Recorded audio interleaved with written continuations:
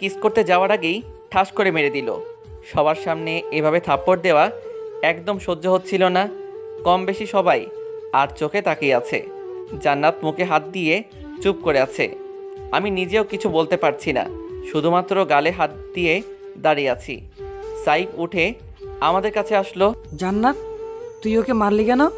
কি হলো, কথা বল।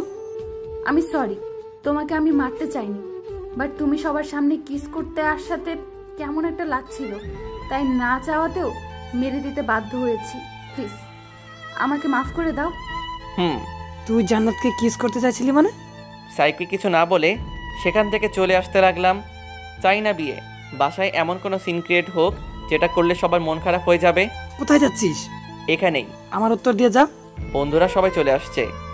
কি হলো বল, কেন তুই ওর সাথে এমনটা করতে চাইছিলি? সরি নিলয়, তোকে আমি অনেক ভালো মনে করতাম, আর তুই এমন হবি কখনো ভাবতেও পারিনি। কি হয়েছে সাইফ? নিলয় আমার খালাতো বোনকে কিস করতে গেছিল। তো মানে তোর বোনকে যদি কেউ কিস করে কেমন লাগবে? ভালো লাগবে, তাই না? সাইফ আস্তে কথা বল, সবাই দেখছে। দেখতে দে।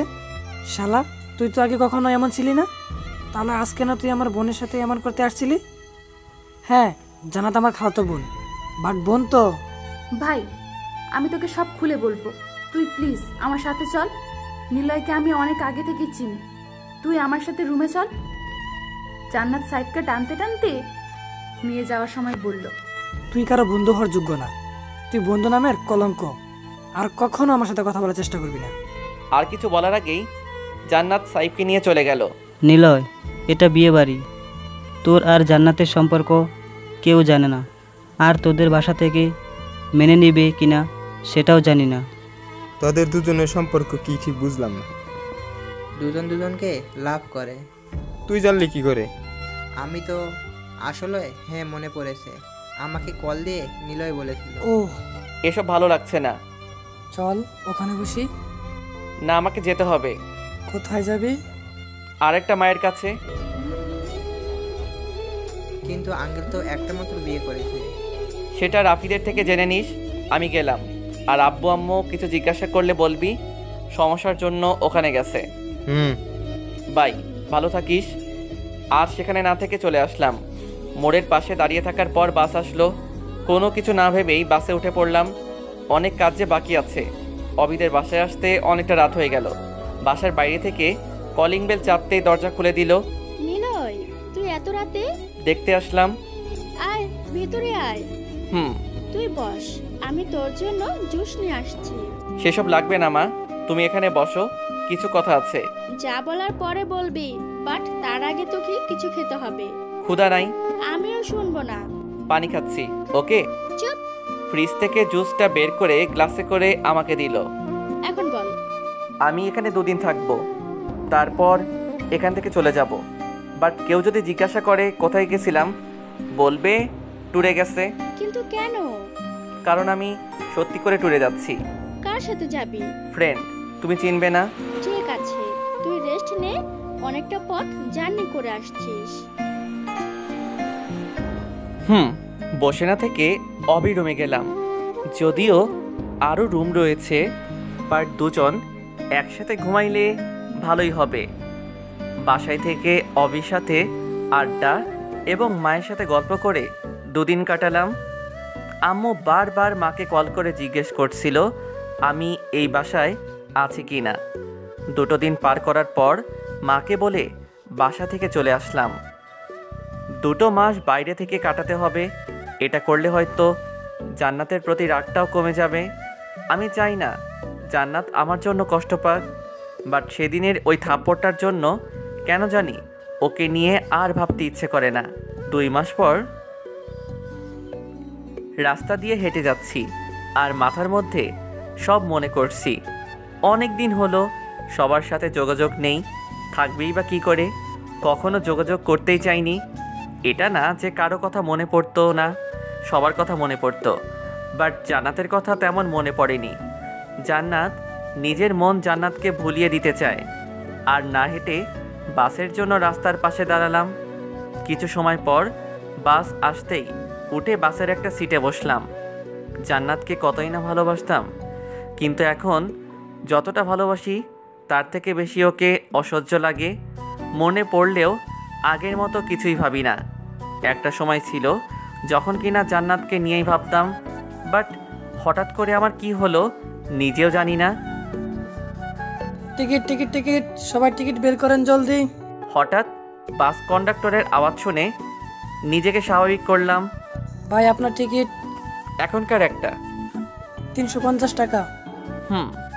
মাথাটা সিটের সাথে হেলান দিতেই বাস আবার থামালো। প্রায় 5 মিনিটের মতো বাস দাঁড় করিয়ে রাখার পর পুনরায় চলতে শুরু করলো। হঠাৎ কোথা থেকে একটা মেডিকেল ড্রেস পরা মেয়ে গাড়িতে উঠে আমার পাশের সিটে বসলো। আমাকে জানালার কাছে বসতে দিবেন প্লিজ? শিওর। সিট থেকে উঠে ওনাকে বসতে দিয়ে অন্য সিটে বসলাম। ধন্যবাদ। হাই, আমি দীপা। আমি নিলয়। কি করেন আপনি? পড়াশোনা। আপনি? আমিও মেডিকেল স্টুডেন্ট। গুড। আপনার জিএফ আছে? কেন? না মানে আপনাকে দেখে অনেক মনমরা মনে হচ্ছে, হয়তো জিএফ প্যারা দেয়। জিএফ ছিল, বাট অনেক দিন আগে ব্রেকআপ হয়ে গেছে। ও, আমার বিএফ আছে, যদিও সবসময় আমি নিজেই প্যারা দেই, বাট বেচারা কিছুই বলতে পারে না। কেন? কারণ ও আমার মামাতো ভাই, ছোট থেকে আমাদের বিয়ে ঠিক হয়ে আছে। গুড। দীপার সাথে কথা বলে বুঝলাম মেয়েটা অনেক মিশুক, ফ্রি হয়ে কথা বলতে পছন্দ করে। 5 ঘন্টার জার্নিটা না হয় মেয়েটার সাথে আড্ডা দিয়েই যাওয়া যাক। তোমার বাসায় কে কে আছে? আব্বু, আম্মু, ভাই আর ভাবি। বোন নেই তোমার? না। তোমার বাসায়? আব্বু, আম্মু, দাদা ভাই আর একটা ছোট ভাই। বড় দাদা কি করে? একটা ফার্মেসি চালান, আর ছোট ভাই ক্লাস 9-এ। ও। দীপার সাথে কথা বলতে বলতে আমার গন্তব্যস্থলে চলে আসলাম। সাবধানে যেও।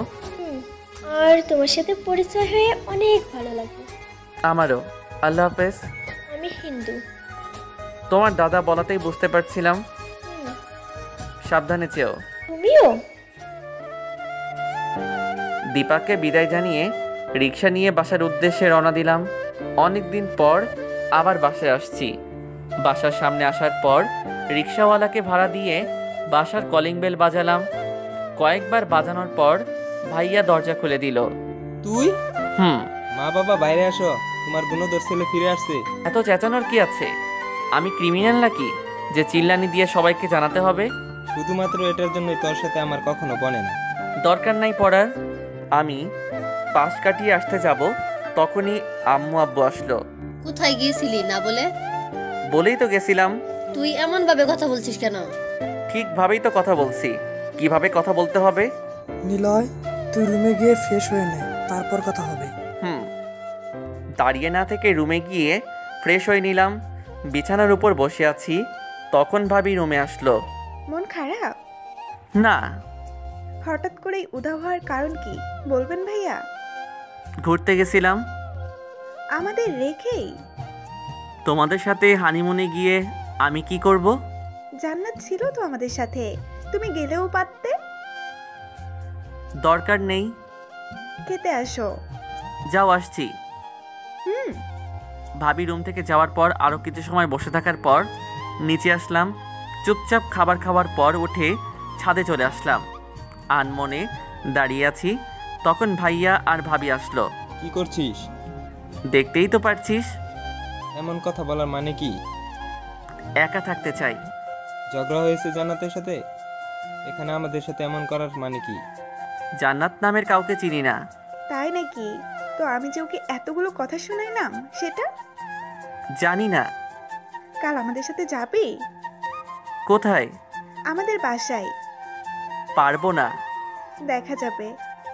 পরের দিন বাসায় থাকতে ভালো লাগছে না, তাই বের হব। তখন আম্মু ডাকলো। শোন। বলো। কোথায় যাচ্ছিস? বাইরে আড্ডা দিতে। তুই নাকি অরিতাদের বাসায় যাবি? ভাবি বলেছিল, বাট আমি যেতে পারবো না। অরিতা কিন্তু মন খারাপ করবে, পরে দেখা যাবে আবার নীল তোর উপর রাগারাগি করছে। একটা কথা জিজ্ঞেস করি? কি? 2 মাস কোথায় ছিলি? ঘুরতে গেছিলাম। টাকা কোথায় পেলি? ছিল আমার কাছে। মিথ্যা বলছিস। আম্মু, আমি এটা বলতে পারবো না। প্লিজ, এটা শোনার জন্য আমাকে চাপ দিবে না। ঠিক আছে। আম্মুর সাথে টুকটাক কথা বলছি, তখন ভাবি আসলো। তুই এখনো রেডি হোস নাই? এভাবেই যাব। আর ড্রেস প্যাক করিস নাই? রুম থেকে কয়েকটা ড্রেস তোমার ব্যাগের মধ্যে নিয়ে নাও। ঠিক আছে। কিছু সময় পর ভাবি রেডি হয়ে ব্যাগ নিয়ে নিচে আসলো। আমি রেডি। ভাই যাবে না? সদরে তার কিছু আছে। ও আম্মু, আব্বু, আসছি। সাবধানে যাস। নিজেদের খেয়াল রাখবে, ঠিক আছে? ঠিক আছে। দুজন বাসা থেকে বের হয়ে বাস স্টপে আসলাম। কয়েকদিন থাকবে তাই আর গাড়ি নেওয়া হলো না।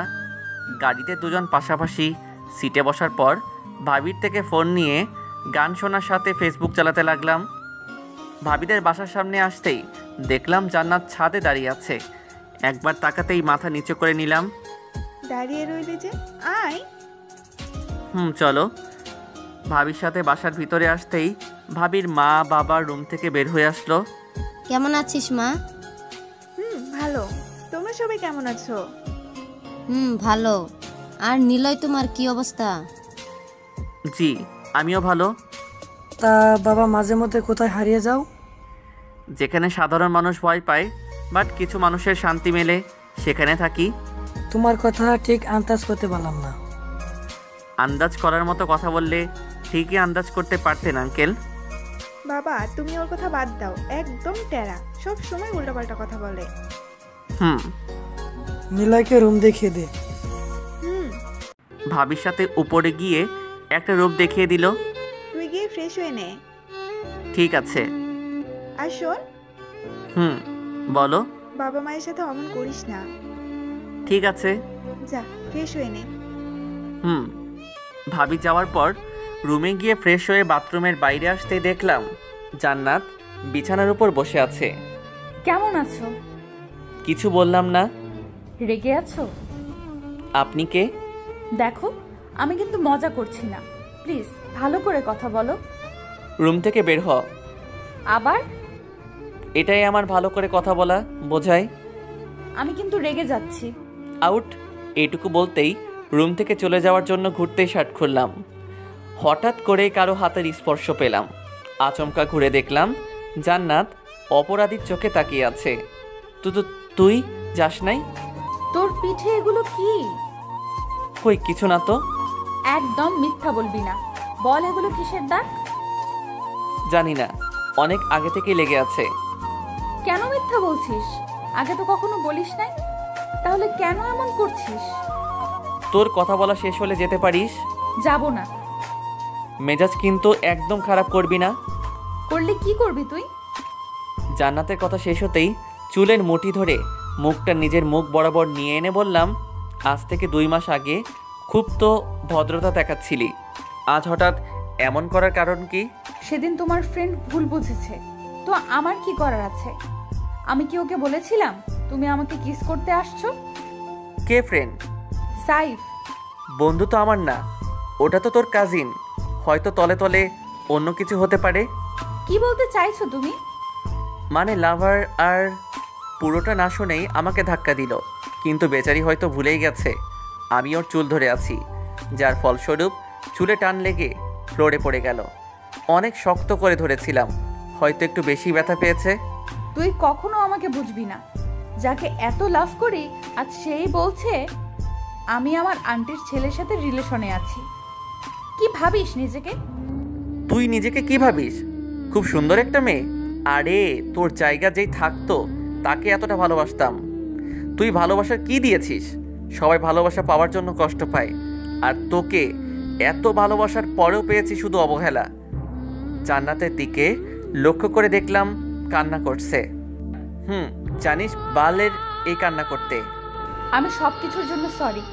চলো না আবার নতুন করে শুরু করি। নতুন করে? সেটাও আবার তোর সাথে? আমাকে কি তোর পাগল মনে হয়? আমরা আর কখনো এক হতে পারবো না। কেন পারবো না? আমি চাই না। প্লিজ। ভাবিকে বলে আমার ড্রেস নিয়ে আয় একটু। রুম থেকে বের হয়ে গেল। প্রতিটা মানুষের জীবনে একটা সময় থাকে, খুব কাছের মানুষ অনেক ভালোবাসে, বাট সেই সময়ে তারা ভালোবাসার আসল মর্যাদা দিতে পারে না। যখন ভালোবাসার মানুষটার মনটা বিগড়ে যায় কিংবা মনটা তার প্রতি ভেঙে যায়, তখন আর সেই ভালোবাসা দেখাতে পারে না। হয়তো আমার ক্ষেত্রেও ঠিক এটাই হয়েছে। একসময় পাগল ছিলাম, আর এখন সাধারণ মানুষ, যার মনে নেই কোনো ভালোবাসার ছিটে ফোঁটা। এসব ভাবতে ভাবতেই জান্নাত ড্রেস নিয়ে রুমে এসে দরজা বন্ধ করে দিল। ধন্যবাদ। প্লিজ নিলয়, আর একবার আমাকে সুযোগ দাও, আর কখনো তোমার সাথে খারাপ করব না। সরি। প্লিজ। ছাড় আমাকে। না, ছাড়বো না। লজ্জা লাগে না অপরিচিত মানুষকে এভাবে জড়িয়ে ধরতে? তুমি আমাকে মারলাম, তবে তোর তো তেমন কিছু হয়নি। যখন আমাকে সবার মাঝে অপমান করেছিলি, শুধু মানুষজন না, আমার বন্ধুদের সামনে অপমানিত করেছিস, তখন আমার কেমন লেগেছে?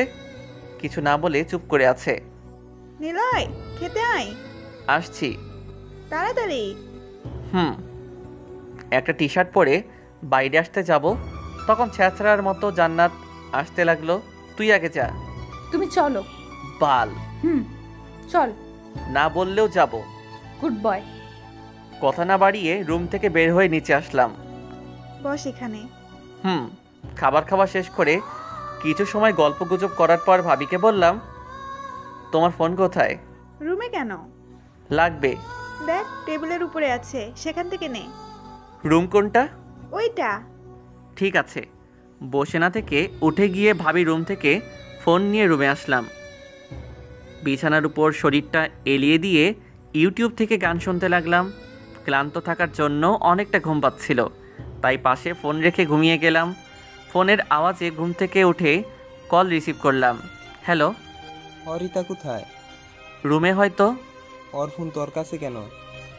জানার পরেও যদি ওই কথা জিজ্ঞেস করে তাহলে কেমনটা লাগে? কলটা কেটে দিয়ে বিছানা থেকে উঠে ভাবি রুমে গেলাম। ভাবি, আসবো? হ্যাঁ, আয়। রুমে এসে দেখলাম জান্নাত আর ভাবি বসে আছে। তোমার ফোন হয়ে গেছে? ভাইয়া কল করেছে, হয়তো তোমার সাথে কথা বলবে, তাই নিয়ে আসলাম। তুই একটু বস, আমি কথা বলে দিচ্ছি। না থাক, আমি এমনিতেই ঠিক আছি। নিলয়। কোনো উত্তর না দিয়ে রুম থেকে বের হয়ে আসলাম। এখনো ঘুম কাটেনি, তাই রুমে এসে আবার ঘুমিয়ে গেলাম। বিকেলবেলা ঘুম থেকে উঠে ফ্রেশ হয়ে ছাদে আসলাম। একাকী আর ভালো লাগছে না। বন্ধুদের কারোর সাথেই তেমন যোগাযোগ নাই। যদিও ইচ্ছা ছিল, বাট সাইফের জন্য আর সেটা সামান্যতম ইচ্ছা নাই। হঠাৎ করেই কেউ পেছন থেকে জড়িয়ে ধরা দেখে প্রথমে ভয় পেলেও পরে ঠিকই বুঝলাম এখানে জান্নাত ছাড়া কেউ করবে না। তখনও চুপচাপ দাঁড়িয়ে আছি। কি করো এখানে? বিরক্তিবোধ লাগছে। তো ছাড় সেমনি। যদি না ছাড়ি? বাবা মা মাংস খাওয়ায় নাই, মানুষের মাংস খাস? না গো, বাট বিয়ের পর দুজন একসাথে খাবো। তোর সাথে জীবনেও বিয়ে হবে না। দেখা যাবে। এখন একটা কথা বলো, মাঝে মধ্যে এমন হুটহাট হারিয়ে যাওয়ার কারণ কি? হারানোর মধ্যে সুখ আছে। তোমার মাথা গাধা। কখনো কখনো নিজেকে নতুন করে আবিষ্কার করার জন্য সব কিছু ছেড়ে ছুড়ে হারিয়ে যেতে হয়। আমিও ঠিক সেটাই করি। কেন করো? তোর বাপের চাকর পেয়েছিস, যা বলবি সেটার উত্তর দিতে হবে। আর ছাড় আমাকে, না হলে এমন কিছু করব যেটা অনেক ভয়ানক হবে। বাহ, হবে। না চাইতেও জান্নাতের সাথে কথা বলতে হচ্ছে, সেটাও শুধুমাত্র ভাবির জন্য। হুদাই যে এখানে আসতে গেলাম। শালার পোড়া কপাল একটা। কি করিস দুইজন? এখানে ছিলাম, বাট তোমার বোন আসাতে। চুপ, প্রেম করছি আপু। তাই বুঝি? নিলয় কি বলছে? মিথ্যা বলছে, তোমার বোনকে তো আমি চিনিই না। ও তাই? আপু এটা দেখো, তাহলে বুঝতে পারবা। ফোন থেকে পুরাতন কিছু ছবি বের করে ভাবিকে দেখাতেই আমার দিকে আর চোখে তাকালো। কি? আমার বোনকে নাকি চিনিস না? তাহলে এসব কি মিস্টার দেবরজিৎ? ভাবি, তোমরা বেবি নিবে কবে? মানে? বাচ্চা নিবে কবে? সময় বলে দিবে। আপু, ও কিন্তু কথা ঘুরানোর চেষ্টা করছে। দেখ। দেখো না, ইটস দেখো। ভালোভাবে কথা বলবে। বলবো না, কি করবি তুই? আমার সাথে আপু আছে, দুজন মিলে তোমাকে ছাদ থেকে ফেলে দিব। ভাবি তুমি নিচে যাও। ভাবি চলে যেতেই জান্নাতকে ধরে দেয়ালের সাথে চেপে ধরে জিজ্ঞাসা করলাম, খুব শখ হয়েছে তাই না? অনেক। শালা ঢ্যাঁড়স, আমি বারবার বলছি তোকে আমি ভালোবাসি, আর তুই আমাকে প্রতিবার ফিরিয়ে দিচ্ছিস। তোকে তো মারাই উচিত। নে মার, এখন তো আমি তোর সামনে আছি। হাত ছাড়, দেখ কি করি। তুমি আমার চুলও ছিঁড়তে পারবে না। আসছে সাহস দেখাতে। আগে হাত ছাড়। নে, ছেড়ে দিলাম। জান্নাতের হাত ছেড়ে দেওয়ার সাথে সাথে মাথার চুল খুবলে ধরে দুজনের ঠোঁট এক করে নিল, যেটা আমার একদম ভালো লাগছে না। জান্নাতকে ছাড়িয়ে ঘাট ধরে ধাক্কা দিয়ে দূরে ঠেলে দিলাম। লুচ্চামি করার জায়গা পাস না? শুধু তুমিই তো আছো। ভাগ এখান থেকে। কোথায় যাব বাবুটা? এখন কিন্তু রেগে যাচ্ছি। আমি কি লেবুর শরবত আনবো জানু? এবার যা, গিয়ে শরবত নিয়ে আয়। কুত্তা! ছাদে না থেকে চলে গেল। জান্নাত চলে যাওয়ার পর ছাদের চারপাশ ঘুরতে লাগলাম। আবারও সেই অতীত নাড়া দিয়ে উঠল। কতই না মধুর ছিল আমাদের সেই দিনগুলো, যখন একজন আরেকজনকে ছাড়া একদম থাকতে পারতাম না। অতীতের মাঝেই ডুব দেব, তখনই পেতনির কথা পেছন থেকে ভেসে আসলো। ওগো, এই যে তোমার রাগের শরবত। তুই কি আমাকে একটু টাইম শান্তিতে থাকতে দিবি না? আমাকে বিয়ে করো, সব সময় শান্তি খুঁজে দেব। কখনো না। তাহলে সহ্য করো। দেখ বইন, আমার এসব একদম ভালো লাগছে না। প্লিজ বিরক্ত করিস না। কুত্তা, বনকারে গস। অন্য কেউ আছে নাকি? শরবত বানানোর কিচ্ছু জিনিস নেই, তাই কফি আনতে হয়েছে। তুই এখানে থেকে গিল, আমি যাচ্ছি। টাটা। কুত্তা! এটুকু বলেই ছাদ থেকে চলে গেল। আমিও আর ছাদে না থেকে নিচে চলে আসলাম। পরের দিন রুমে বসে আছি, তখন জান্নাত রুমে এসে দরজা বন্ধ করে দিল। দরজা বন্ধ করার কি দরকার? সবাই খারাপ কিছু ভাববে। আমিও সেটাই চাই। প্রয়োজন পড়লে আমি চিৎকার করে সবাইকে ডাকবো। তোর উপর কোনো ইন্টারেস্ট নাই। তাহলে কার প্রতি আছে? তোকে বলবো কেন? বলছি তাই। বলবো না। কুত্তা! কুত্তার পেছনে আসিস কেন? কুত্তাটার কাছে যে আমার জান রয়েছে। ঢং বাদ দিয়ে তুই যা। হাত ধরে টেনে রুমের বাইরে বের করে দিলাম। বিছানার উপর বসতেই আবার রুমে আসলো। ছ্যাঁচড়া যাকে বলে। রেজাল্ট দিছে কলেজের। তো আমি এবার 3rd হয়েছি। তাতে আমার কি? আর তুমি 15তম। আজাইরা পেঁচাল। একটা কথা বলি? কি? অনেক ভালোবাসি। রুম থেকে যা, না হলে কখন কি হবে পরে আবার সবাইকে আফসোস করতে হবে। সেরকম তোমার সাহস নাই। ভালো তো, বাট এখন আউট। সব সময় এমন করে কথা বলো কেন? ভাল লাগে তাই। ভাল লাগে। ছি, এমন কথা বলতে লজ্জা লাগে না? মেয়ে নাকি পেতনি? পেতনি। আর এখন আমি তোমার ঘাড় মটকাবো। ভালো লাগছে না, যা। বললেই হলো নাকি? আমার ভালোবাসা নিবে কে? তোর ভালোবাসা দেখাচ্ছি। জান্নাতকে কোল থেকে নামিয়ে বিছানার উপর ফেলে দিয়ে হাত চেপে ধরলাম। ভালোবাসা লাগবে না? সাইড দেয়নি ভালোবাসা? দেখো, ও আমার খালাতো ভাই। ওর সাথে আমার কোনো সম্পর্ক নাই। তাছাড়া ও একজনকে ভালোবাসে। তুই কেন বুঝিস না? যেটা বোঝার সেটা অনেক আগেই বুঝেছি, নতুন করে বুঝতে পারার দরকার নাই। তোকে বোঝাচ্ছি, দাঁড়া। ঝাড়ি মেরে হাত ছাড়িয়ে নিয়ে আমার উপর চেপে বসে পা দিয়ে হাত চেপে ধরলো। এখন বলো। উঠ এখান থেকে, কেউ দেখলে ভাববে তুই আমাকে একা পেয়ে রেপ করছিস। শালা কুত্তা, মুখে যা আসে তাই বলতে হবে? তোর বাপের টাকা দিয়ে মুখ বন্ধ করে রাখছিস নাকি? আমার যেটা ইচ্ছা সেটা বলবো। আমারও যেটা ইচ্ছা সেটা করব। তোর কি? আজ তোর ভাই সাইব কই? শালা আজকে কেন দেখছে না তার ভালো বোনটা আমার সাথে এসব করছে? তুই আবার ওর কথা কেন বলিস? এখানে আমরা দুজন আছি, ওকে টানার কি আছে? আপু আমাকে ছাড়েন, না হলে আপনার ভাই আমাকে এবার মারবে। বা করবে। ঠোঁটে ভালোবাসার ছোঁয়া দেওয়ার পর আমাকে ছেড়ে দিয়ে চলে গেল। হ্যালো গায়েস, গল্পটা কেমন লাগলো জানাতে ভুলবেন না কিন্তু। আর গল্পের মূল কাহিনীতে চলে আসছি, তো সবাই এখন থেকে একটু বেশি বেশি করে কমেন্ট করবেন। আর আপনারা হয়তো ভাবতেছেন গল্পটা এত দেরি করে কেন দেওয়া হলো, কারণ হলো আপনারা তো জানেনই যে সারা দেশেই পুজোর ধুমধাম চলছে।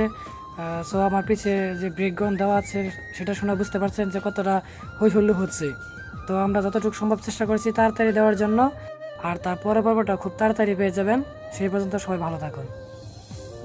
আর আমাদের চ্যানেল যদি সাবস্ক্রাইব করে না থাকেন তাহলে অবশ্যই সাবস্ক্রাইব করে পাশে বেল আইকনটি অন করে নেবেন।